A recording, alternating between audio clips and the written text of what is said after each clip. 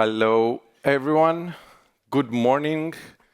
Thank you for being in this session about pattern matching. My name is Angelos Bimpoudis. I'm working for the Java Platform Group at Oracle in Zurich. And today, we are going to talk about pattern matching from a little bit different perspective. We're going to see just we take a peek like under the hood, under the pattern matching engine, what happens. So this will help us take some decisions when we are working with pattern matching and our complex hierarchies, but also help us visualize a little bit about the future, which is very related to the work that we are doing. So I think this is the most dense slide I have, so don't worry. So pattern matching, the bigger picture. Okay, Java is full of features that abstract away details. Sometimes throw away details or just abstracting them. Like there are methods, for example, that return a general type, but from within the method you return a concrete object, so you abstract detail. Or you have an assignment and you are doing a widening reference conversion. You abstract away information. Or you put things into the components of a record, for example, or through the constructor of your class, essentially throwing away, storing details and hiding them. So all these forms are forms of abstraction, and pattern matching is asking the question that some operation that seems to be losing information, can I recover my data from it, or what was previously known on the other side of the use side? And pattern matching is a conditional a pattern is a conditional query. Just to give a very brief definition, that tests a match candidate for its shape. Okay, so this is now we are triggering the information retrieval about the shape of our data.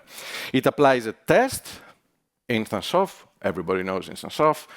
We query about the runtime type that the JVM knows, so our program has more information at that point. And if the test succeeds, instanceof safeguards a conversion. Maybe a narrowing conversion. A narrowing conversion may, of a reference, for example, type, may fail with class cast exception. So safeguarding it with the instanceof, then the cast conversion will be safe. And then we can also, you see, like the next step now, we extract information through the components, let's say for a record, and then we can bind the results to local variables with names of our choice, because we have used the type pattern, for example, which is like point P. That P is the name of our choice, and then our algorithm can use it. And then success or failure is signaled appropriately through control flow and definite assignment, definitely unassigned variables, and all of these things. So if you have an if statement that uses the instanceof pattern matching operator, then inside the block you have all the information needed, all the variables initialized. Outside that, you don't.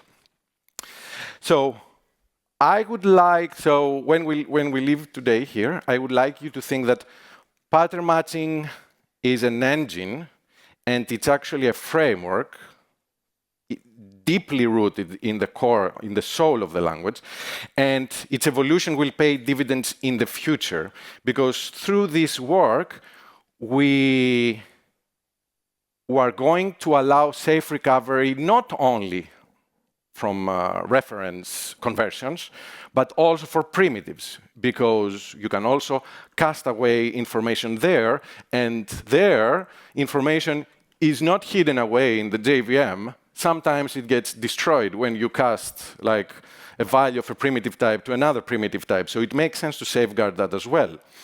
It will allow, evolving this framework will allow us to classify automatically in the future new types or new conversions when they appear. So you already heard me talking about safety, loss, and like all of these things. And we know from chapter 5 of the Java language specification all the implicit and explicit conversions that the Java language allows. Maybe in the future new types will appear or new conversions will appear. So these can be classified automatically.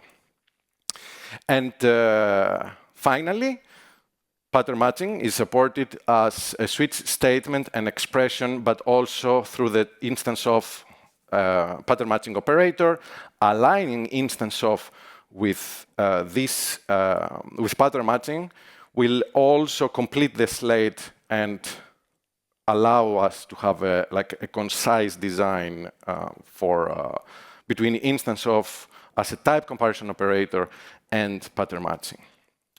So this is a first example. I have 2 slides just to show you a little bit what I meant. Object O equals hello. Okay, a widening reference conversion took place. String to object, always safe. The other way around, it's not always safe. So pattern matching helps us to recover the runtime type. Yes. From object to string, and then assign that to S. S has a precise type in my program, okay?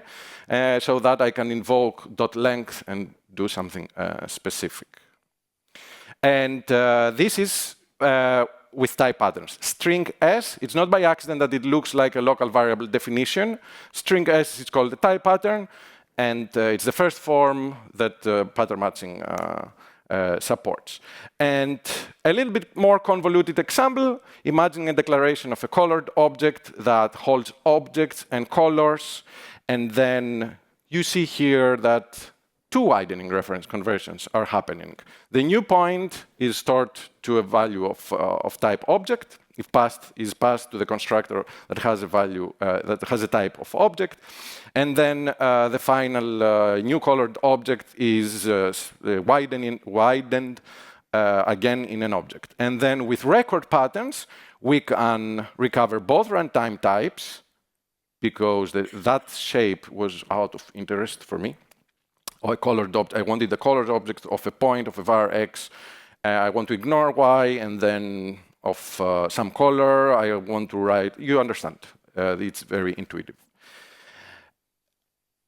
A brief now parenthesis that can spawn years of discussions is like such an analysis before could be either done with instance of like manually, okay, or with a visitor pattern, which I also like to discuss, because here is like some template that I thought that could do the same job as the previous snippet did, and I know that if I ask you now, like I will get 15 different, 20 different opinions about if this is exactly the same as before. The interesting things are that the hierarchy needs to be wired by the user. You see on the right-hand side an interface object that defines the accept method that accepts visitors. All variants, point and color object, need to implement that object. Then on the left-hand side, we see our analysis now nicely packaged together. This check condition implements the visitor. But now there are so many details that we can talk about. Apart from the boilerplate, like there's a lot of boilerplate to set up the hierarchy. This is not easily extensible. It is using double dispatch, so you cannot really invoke. You cannot pass the visitor like as to an object. It needs to be a colored object because of visitor likes to use all the static information available. Where is the traversal going? On the left side or on the right side? Which means, is it an internal visitor or an external visitor? Is it a functional visitor, like my accept methods return a value, or they are, it's an imperative visitor, like they are declared with void, like here. There are so many decisions here.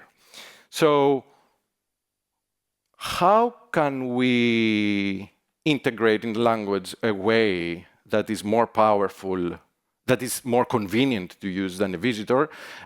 So the question is, what APIs support pattern matching currently?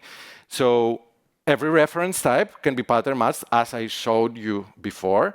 But also, if we express our world with certain language constructs, then we can get the benefits of pattern matching. So with record classes, because record classes have a counterpart in pattern matching with record patterns, you get compounded and composed types, product types, as they are called, because it's like you pass, I don't know, one type as first argument, another type as another argument.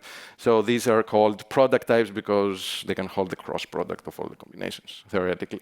And the other kind is sum types, which are all about variants. And we all know the first variant. It's enums. It's a degenerate case. It's one value of several alternatives that we can enumerate, right? Which is very important. And then the second one is abstract sealed classes and sealed interfaces that we express one category of things, one variant of several alternatives. And now, by using those, pattern matching can give us more guarantees about our code, okay? And when we recompile our program, something can fail statically, as opposed to a visitor that you needed to go to the methods, change, add methods, to support a new variant. So we are going to talk about compile time and runtime properties of pattern matching. Pattern matching, as I said, is a framework of properties. The running example will be this one on the right. It has an animal, which is a sealed interface. It is subtyped by a bird, which is like a concrete final class, and mammal, which extends animal, and on its own has its two concrete subtypes. So here we have essentially one sealed hierarchy. It doesn't matter that it's one with interface and an abstract sealed class. I didn't include the code because it doesn't matter. We are going to go through the compile time checks, what applicability is, unconditionality, dominance, exhaustiveness, and the runtime behavior about safeguarding casting conversions. And we're going to talk a little bit about values that can flow through a switch, through our pattern matching, even though our switch is exhaustive. I will talk about what exhaustiveness is, but it's nice to set up a little bit the tone. Applicability. What does applicability mean? If the cast conversion can be checked and it is possible, so the compiler has verified that the conversion between two types is possible, then it can be safeguarded too.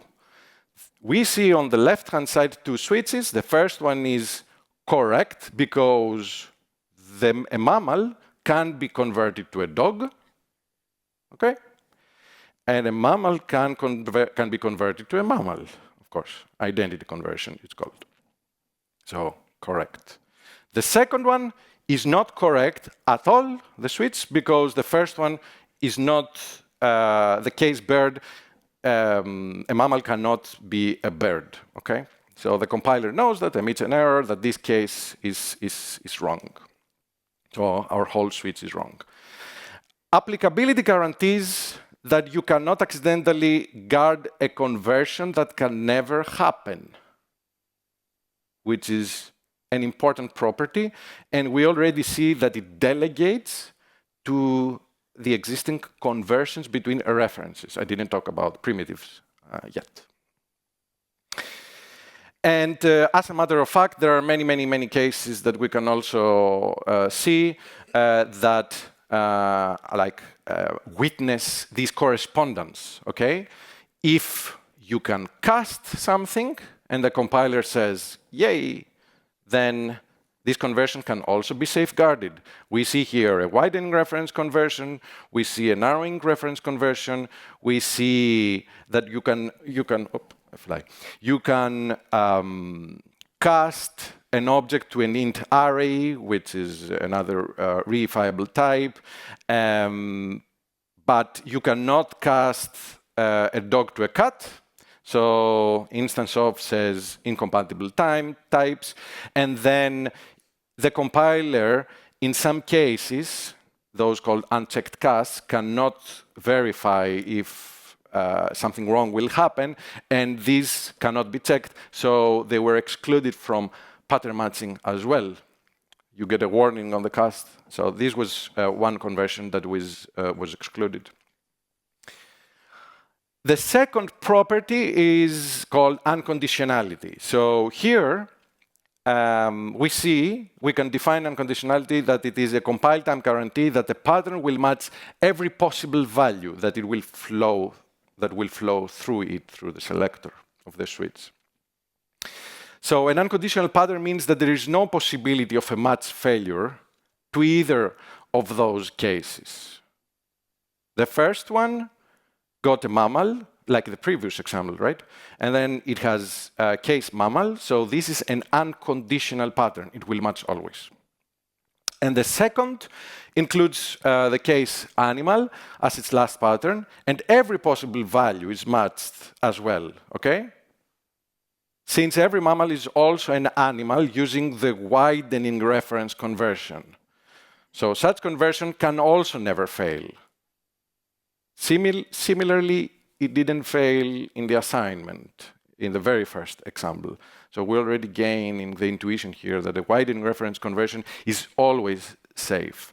In the pattern matching world, the pattern is unconditional for that selector. And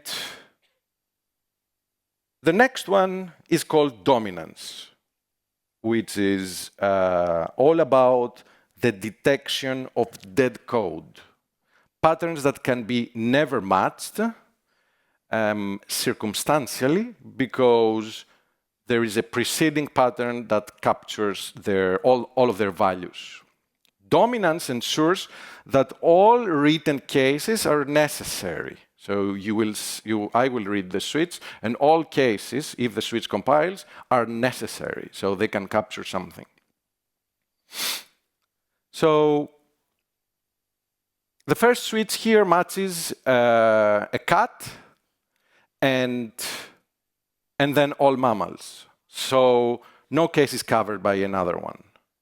And in the second case, we see that all cats are mammal. So this is a dead case. It can never be matched. So the compiler will say error, dominated by a preceding case label. And as a special case of this kind of dead code detection is that default, for example, is dominated when there is another pattern that can capture all its values. Here we matched over a selector of type mammal for the third switch, and we have an identity conversion. It's followed by a default. The default will never be matched. So one important now interesting data point here, that dominance is a relationship about two cases. So we examine here that one pattern, if one pattern is unconditional to the other one, then dominance will have, in a certain order, dominance will occur. So you already see that there is some certain form of delegation in the typing rules here. Like, if you have a relation about types and conditionality and patterns, and you can reason about something here, something else can reuse that as well. Dominance reuse this concept as well. And the last one is called exhaustiveness. And this ensures that all possible values are covered. Exhaustiveness. We see a switch that covers all possible values. Now, this is very connected with the SIL hierarchies that we talked about, because the compiler can now check if all variants are covered. If you have enums, it's going to be the same. If you have abstract shield classes and abstract interface and shield interfaces, the compiler can do the same level of reasoning. The first switch is correct because both variants are covered. The second is not because the bird is excluded from all animals. And what is important is that this works not at the top level of the pattern. A case dog is a top-level pattern because it follows immediately the case at the top level of the structure of the switch. But it can also, exhaustiveness kicks in at the nested level as well. And this guarantee is especially important when we do not have a case that matches everything. So, because as we will see a little bit later, maybe there are new cases that need to be captured here. But with all the compile time information that the compiler has at this stage, a well-typed switch that is also exhaustive means a lot. It's a very strong guarantee, because if we change something from our hierarchy and we recompile, we are going to get an exhaustiveness error on our use side, let's say.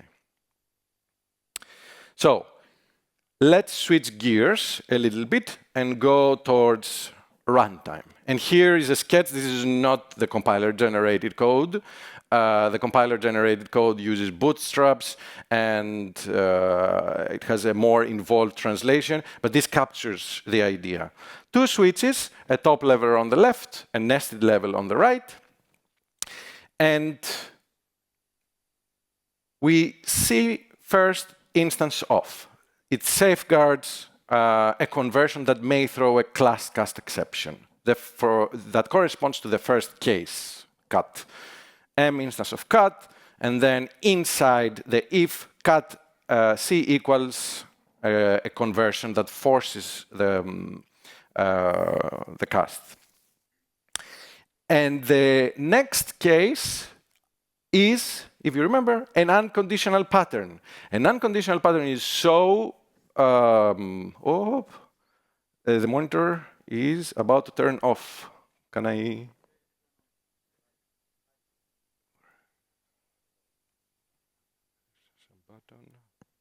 Thank you very much.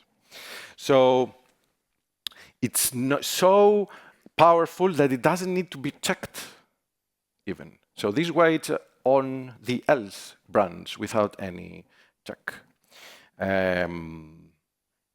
One last point is that if there was no way for a switch to capture its intent to match case null, the last case would match, right? Because instanceof would say, oh, this is null, so false, it would go to the unconditional pattern. However, a switch can state its opinion. So this is why you see this first line there. If m equals null, then throw null pointer exception. You can write in the switch at the top level case null to capture this intent. What I would like us to keep is that at the nested level, like this decision at the top level is not implied at the nested level, okay? So the nested level technically ignores null. And why does it ignore null? And now we are going towards the next point that I wanted to make. Let's talk about the reminder set. We have an exhaustive switch. The compiler said, yay, it exhausts all the universe of discourse of your domain. Everything is covered. What are the values that are excluded from there? It's null at the nested level, because at the top level, the switch has an opinion. So on the right-hand side, we say that the first switch is exhaustive even without null handling.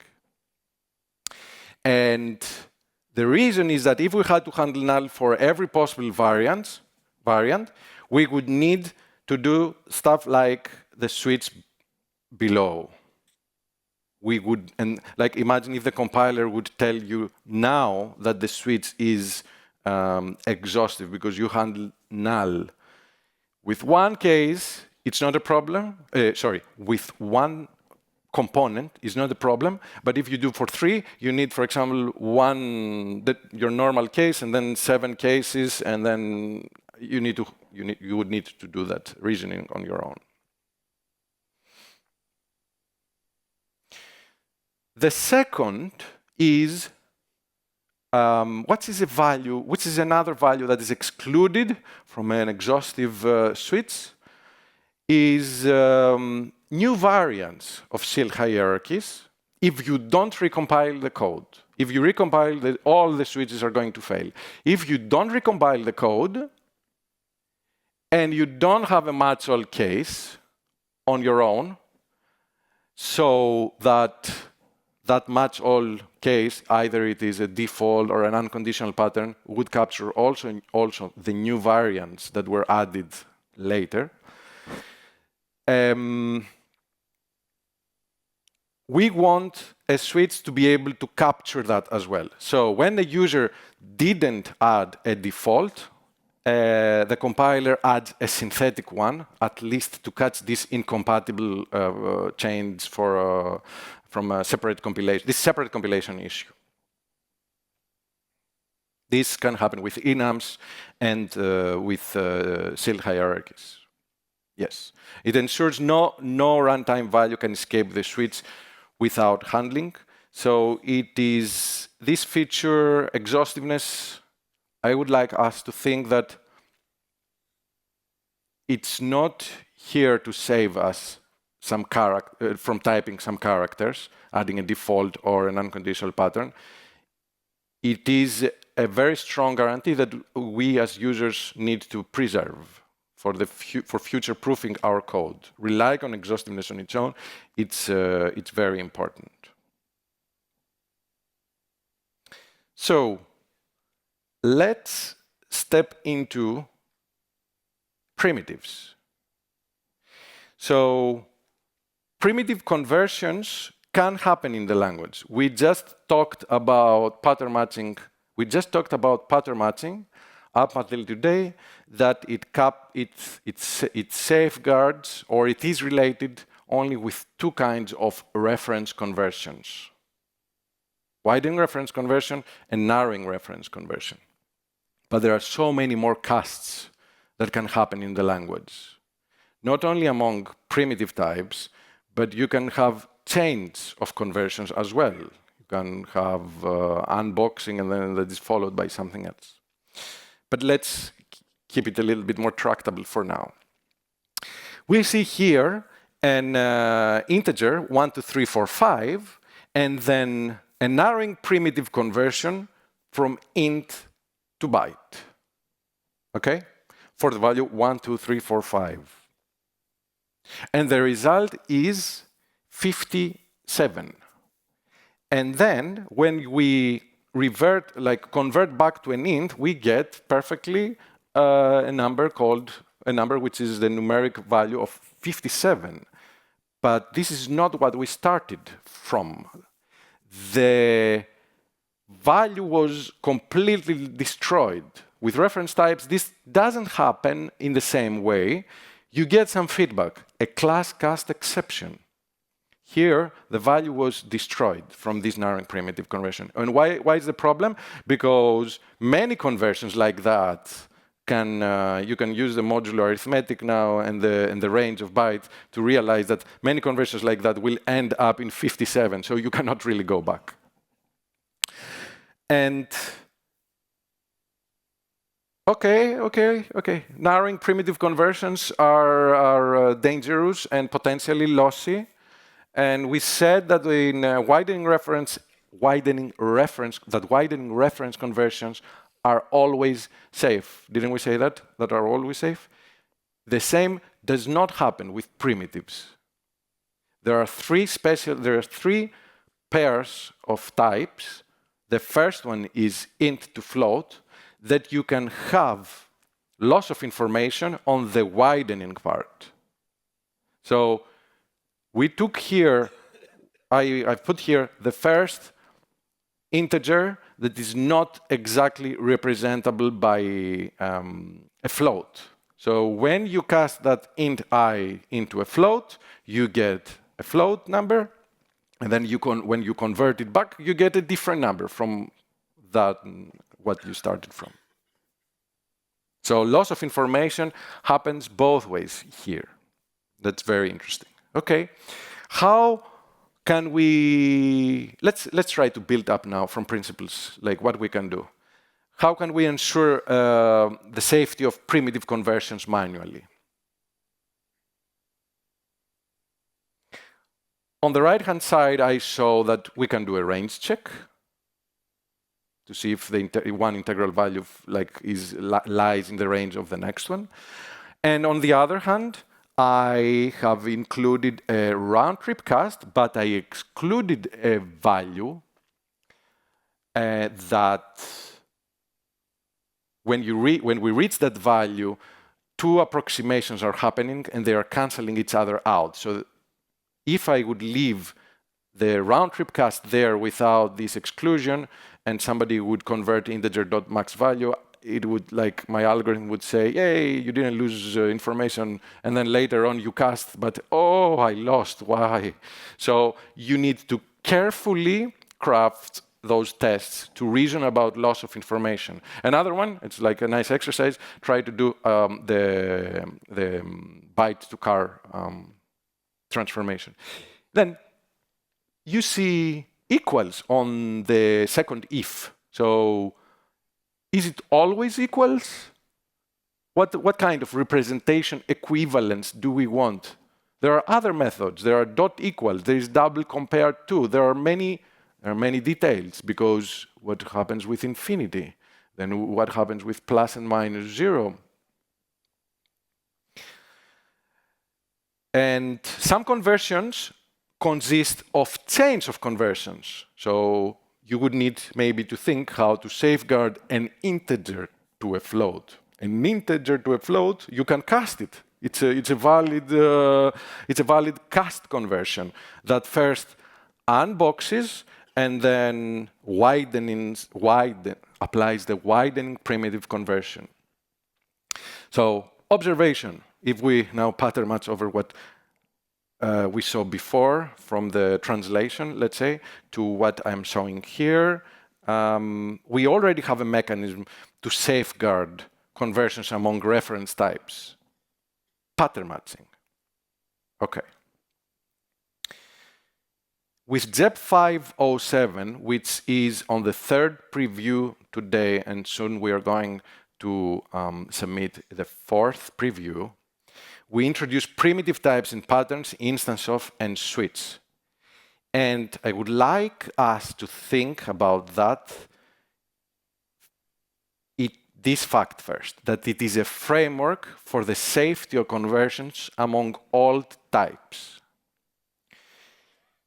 Keep this structure in mind, because when I change the slide, we are going to see something else. So please, remember carefully, like, the left column and the right column. The left column is about what JEP 507 developed as a framework to the very soul of Java around the safety of conversions among all types. An exact conversion will not lose information, like we saw with primitives, or throw an exception for the input value. Before I talked about an integer to a float. You may lose information after unboxing, right, into float, but the first can also lose information. You can lose the program pointer of your program, like when you have a null reference. So you can also safeguard, you should also safeguard that. An inexact conversion will lose information or throw an exception for the input value. So to reason about exactness, you need a runtime action now to check this. And the last one, the last definition, is about unconditionally exact. You don't even, there are some conversions that you don't even need to check the input value, just to reason about their safety. Already very related to unconditional patterns that we saw before. So on the right-hand side now, we see how JEP 507 plugged into this framework. We have applicability, and then applicability was saying if there is an applicable conversion among two reference types, but now it's among any type if a conversion is allowed. The second is called unconditionality, and we talked about widening reference conversion, but now widening reference conversion, I said it doesn't lose any information. Now we talked about conversions that can be unconditionally exact, so these two concepts can be unified. So unconditionality delegates to the definition of unconditionally exact conversions. Dominance continues to rely on unconditionality, a relation among two patterns. And exhaustiveness is null again for given, and Boolean selectors are exhaustive for true and false. So, like, see this, and now these are the changes, part of the changes, the main payload of the changes from the corresponding spec diff, the Java language specification diff file for this feature. We see on the left all the definition about what exhaustiveness means, what exactness means, the exact conversion, what loss of information is. A little bit below here is what unconditionally exact conversions are. And on the right-hand side, we see the properties of patterns that I discussed before. I didn't include exhaustiveness because it's in another place a little bit more wide. So we dropped restriction from applicability. The reference is crossed out. Now it works for everything. Before, primitive patterns like a primitive type of type T could also be matched by the same type T. So this is crossed out now because all conversions are allowed. And then unconditionality, it was all about subtyping. If you see the second paragraph, the first bullet of the second paragraph. So it was only about subtyping, but now we delegate to this unconditionally exact conversion. And dominance is unaffected yet. So this is now a summary.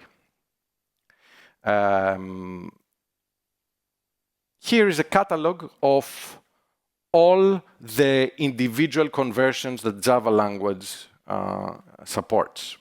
Plus, there are some chains of conversions, but these are very important for us now. Identity, mammal to mammal in the beginning.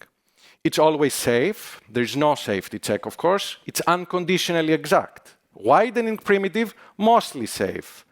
So most of them are conditional exact, and there is a runtime check to figure out safety there for those that can be lossy. Narrowing primitive, there is a runtime check. Widening reference, it's unconditionally exact. Narrowing reference, there is a runtime check because failure may occur, and only the checked ones.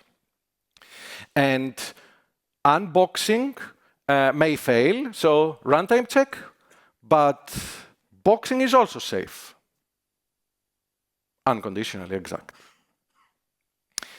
So this definition helps us tremendously already to reason about the safety of conversions. So allowing this reasoning in pattern matching allows us to reason about lossiness and recoverability of types of values in primitives as well. So if we have int I equals 1, 2, 3, 4, 5, like the first example, and we ask if I is instance of byte b, because there is an allowed conversion, so we can safeguard that, then the println is not executed.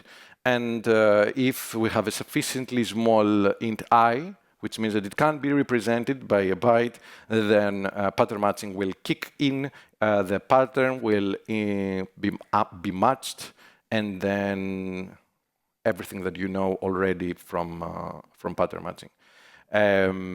Yes, the first conversion is not exact. The second conversion is exact. And now, if we do all this work to support all reifiable types in instanceof and complete the slate of all the allowed conversions in the universe of pattern matching, why not align instanceof with this reality? Because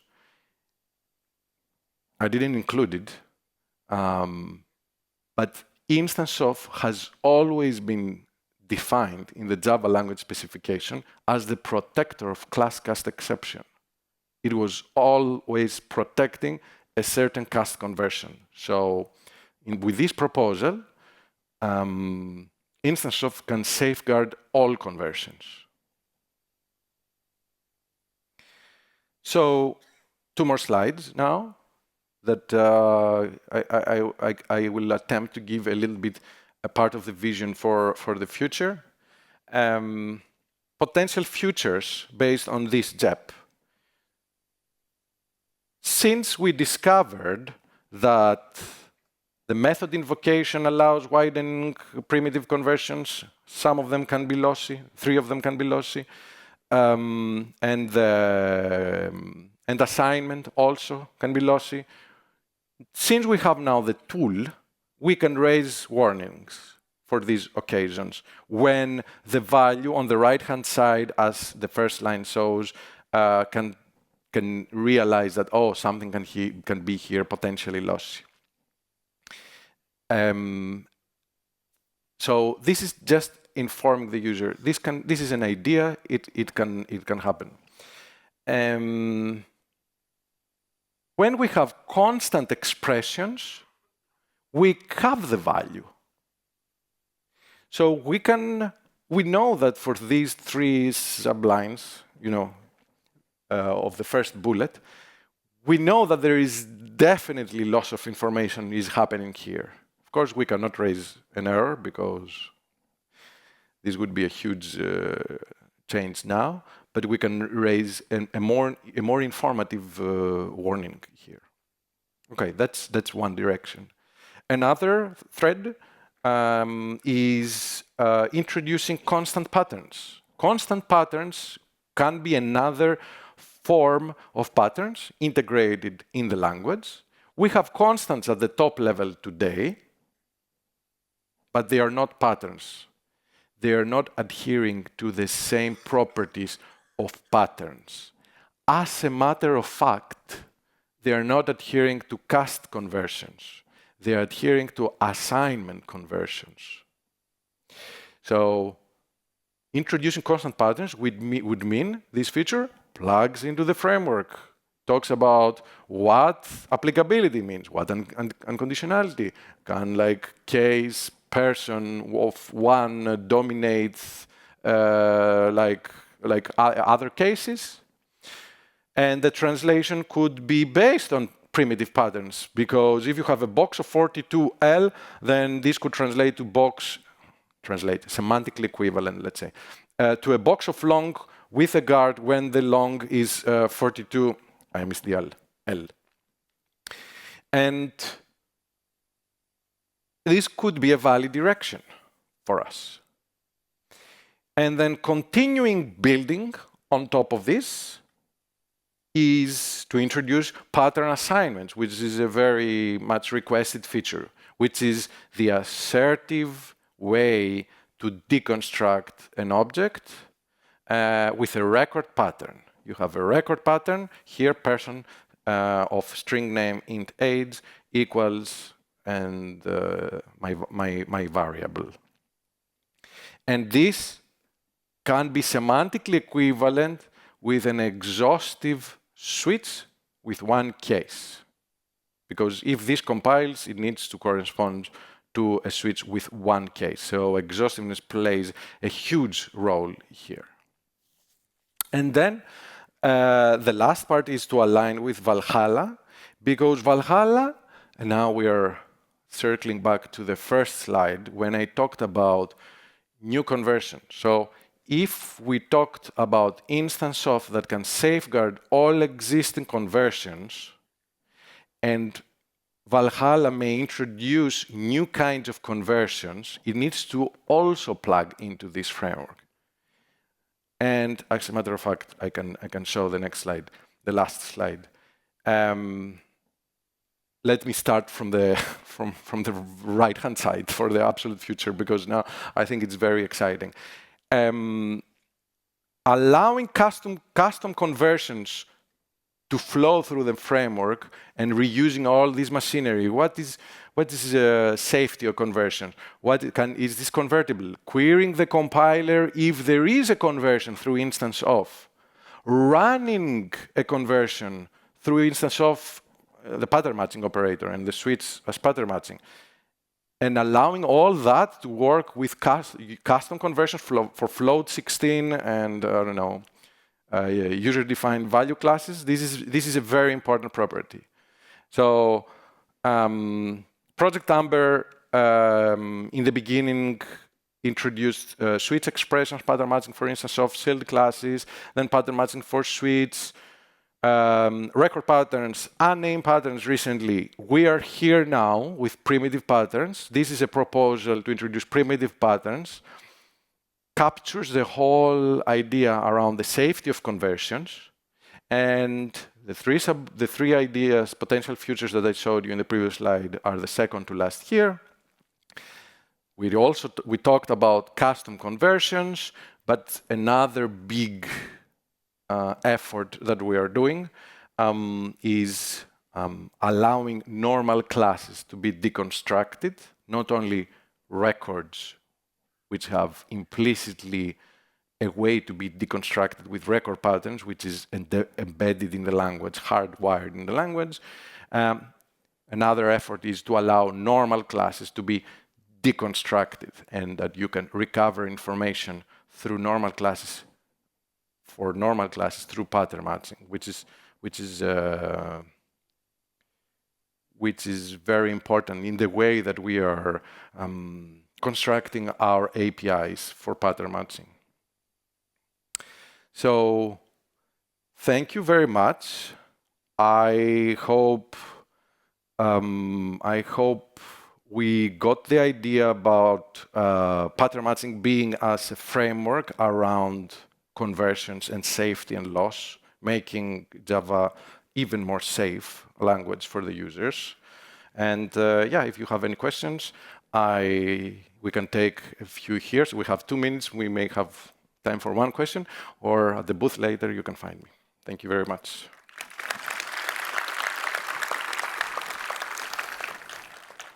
Yes?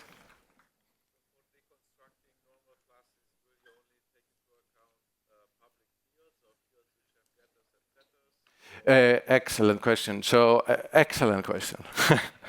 So the question was for deconstruction for normal classes.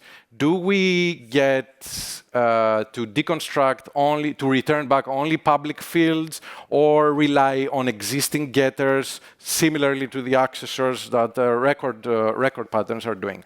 So in the first prototype, we introduced a new form of declaration called deconstructors that could query the internals completely and then return, essentially initialize.